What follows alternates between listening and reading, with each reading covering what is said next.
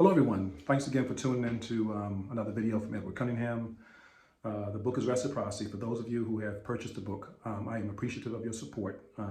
If you just, for those of you who have not purchased the book, go online, go on Amazon.com, type in the word Reciprocity. You can also go to Google, type in the word Reciprocity book or book Reciprocity, and it also comes up. And I'm told by my publisher it's on about 500 different book retail websites, but I believe that Amazon is the primary. But today I want to piggyback off of one of my male readers had inboxed me with a question talking about a lot of the things he's doing, but it's a balancing act as it relates to masculine energy and feminine energy. I'm going to do the masculine energy thing next week, but the feminine energy, by far, it is the most beautiful thing in the world. It is capable of taking the seed of a man and turn it into a beautiful family. It can take donated groceries and turn it into a full meal. It can take a boarded up house and turn it into a beautiful home. But I think for a lot of guys, you have to understand that in your attempt to administer copious amounts of love, affection, attention, and praise, which feminine energy does require. The feminine energy does not just want love, affection, attention, praise. It actually requires it. See, feminine energy takes those things in life that are small, augments it to make it more enjoyable. Masculine energy, on the other hand, which is the antithesis of the feminine energy, it takes those things that are big in life, reduces it for simplicity, so not only can it understand it, but it can also control it. This is why we seek in others what we don't have in ourselves. This is why the relationships that have the greatest polarity have the greatest spark. But I don't want you to get confused, because anybody who knows my wife, she will tell you that although she makes the majority of decisions in the household, my wife will tell you that if she could control me, she wouldn't be with me.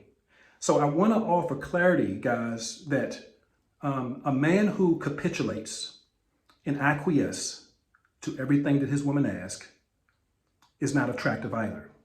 And so one way I would often look at it is that, let's go back for a second. Let's look at, for example, like on the African Serengeti, right? That the female lion does 95% of the hunting, right? And so as a result, when the male lion can no longer roar, it has lost its domestic relevance. And your household is no different.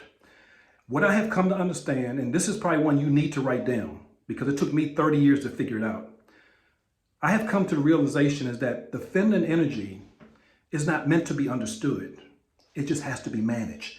See, the feminine energy is like an ocean. It's like a storm of emotions. It's hail, it's lightning, it's rain. But you know what? I stopped trying to figure it out, because it's not meant for me to understand. But what it does require is parameters. And I don't mean parameters of control. I mean parameters of stability. This is why a lot of times you see really rough guys that are rough on the edge, and they're out on a date with a beautiful woman. And yeah, maybe the relationship may not necessarily have great shelf life, but she knows she can't control him, so it becomes fun, and she feels comfortable, confident, and she has certainty. So again, it is not attractive for a man that every time your woman asks you to do something, some of them are test questions, and they're testing to see whether or not you have backbone. It is not attractive for a man to capitulate and acquiesce to everything his woman asks. That's not what she has you there for. I am a gentle person, and I focus on making sure that I can be the best version of Edward Cunningham that I can possibly be. But I assure you that, again, if I capitulated and acquiesced to everything that my wife asked me to do, we probably wouldn't be getting together today. So understand to pick carefully, be a nice guy, but at the same time, when she needs you to roar, then you need to roar. I want to thank you again for tuning into another video from Edward Cunningham. The website is author.edwardcunningham.com. You can reach me through my email, which is also on the website.